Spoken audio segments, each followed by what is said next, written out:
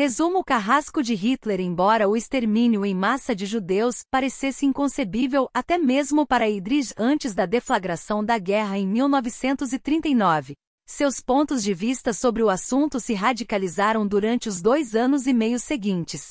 O estudo biográfico de grandes nomes da história nos proporciona um estudo mais profundo sobre o ser humano.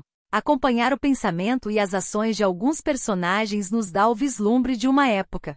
E não é diferente com esse livro, que repassa a vida de um dos mais sádicos e mortais arquitetos do terror nazista, Reinhard Heydrich. Ele foi responsável pela morte direta ou indireta de centenas de milhares de pessoas, judeus em sua maioria, ciganos e adversários políticos. O livro faz um apanhado da vida de Heydrich desde antes de seu nascimento. Percebemos que sua família era abastada e seu pai era um importante músico local.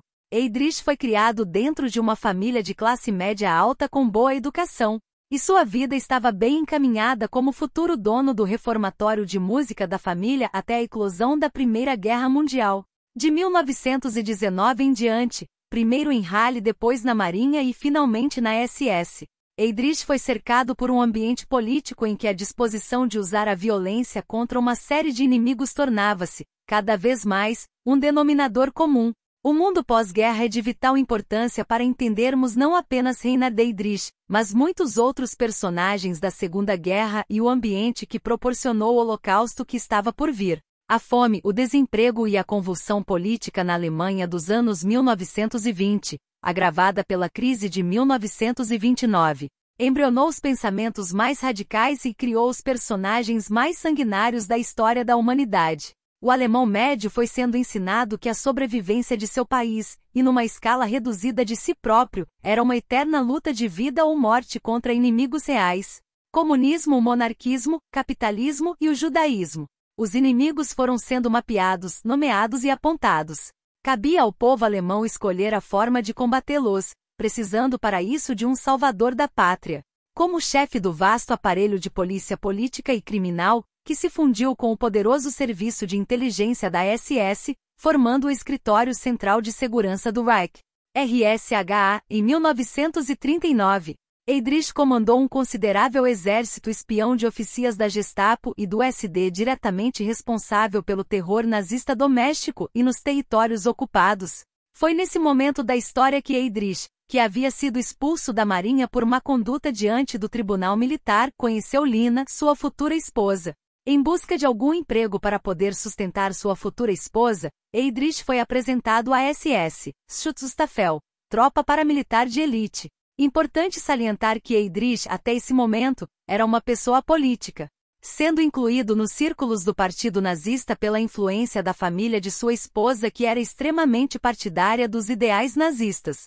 Sendo um homem extremamente disciplinado e competente em tudo o que fazia, logo Heydrich se enquadrou no estereótipo perfeito do soldado ideal da SS: louro, alto, de olhos azuis, com ascendência ariana pura, esportista, religioso, casado com outra ariana e pai. Heydrich se encaixava perfeitamente nos requisitos nazistas e Himmler logo viu nele o elemento que faltava para pôr em prática seus planos mais diabólicos.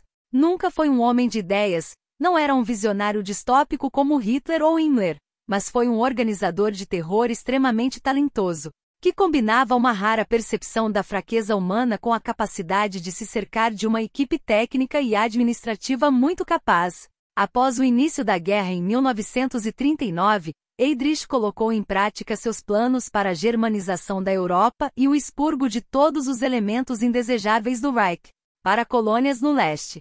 Comandando de um verdadeiro grupo de assassinos, Heydrich estendeu o terror por todos os territórios ocupados pelos nazistas na Europa. A princípio com expulsões, mas logo partindo para execuções sumárias e assassinatos em massa, o aparelho de morte criado por Heydrich culminou, após a sua morte, com as câmaras de gás nos campos de concentração. Heydrich foi assassinado no Protetorado da Boêmia e Morávia, atual República Tcheca, por 2 paraquedistas tchecos que efetuaram um atentado contra o carro que Heydrich utilizava para ir de sua casa para o seu local de trabalho. Para punir o povo tcheco pelo atentado, a cidade de Lídice foi queimada e todos os seus habitantes foram mortos. A escalada do mal dos nazistas ficou longe de terminar com a morte de Heydrich.